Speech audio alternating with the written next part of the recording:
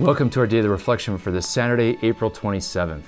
And today we have Paul, the Apostle Paul, with Barnabas preaching the good news in a synagogue, now in their second week, in Pisidia of Antioch. And now, the first week they were really, what they said was popular and well received, but now there's jealousy and envy, and some of the key Jewish leaders don't like what Paul's proclaiming. And so they stir up a persecution. And the way they do that is they get the women of prominence. What does that mean? Well, they're Gentile women who are God-fearers. In other words, they're going to synagogue, they are following the ways of Judaism, and they're women of prominence. In other words, their husbands are influential, wealthy, and powerful people in the city of Antioch. And now what happens is the Jewish leadership goes to these powerful Gentile women to cause a political persecution for Paul and Barnabas. And so that's what happens. In other words, no one can refute the scriptural exegesis and the biblical arguments that St. Paul and Barnabas have. And so what do? They resort to persecution. And this is always the way in the life of the church. The church spreads through the proclamation of the faith, and then oftentimes what happens is a political persecution because the devil can't win in an argument with the good news. And so we see that the word of God is continuing and spreading, and yet there's persecution that comes.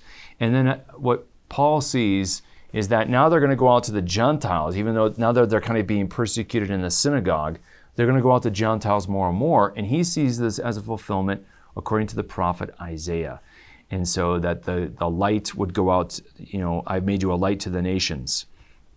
And that's exactly what we have in Psalm 98 today, that the good news will reach to the ends of the earth, and that the nations will come to hear the good news of Jesus, the good news, and to see the light. And so that's what Paul and Barnabas are doing. They're out now speaking and preaching to the Gentiles, fulfilling Isaiah and the Psalms. The very scriptures of Israel are being fulfilled even in their rejection that they're experiencing, right, in the synagogue. So that's a striking thing if we think about it. And we know historically, by the way, that a lot of these synagogues in the Greco-Roman world were funded by wealthy Gentile women who were God-fearers, who believed in Judaism and had a lot of influence and a lot of money, and they helped fund a lot of these synagogues. And so that's what happens here, and so it fits the historical picture quite well. But what's more important is the prophetic picture that is being fulfilled in Isaiah and the Psalms, that the good news would go out as a light to the nations. May the Lord bless and keep you.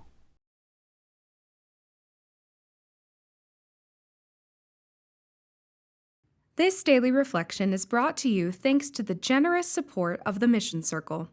Join the Mission Circle to help Catholics worldwide understand, live, and share their faith. Sign up at missioncircle.org today.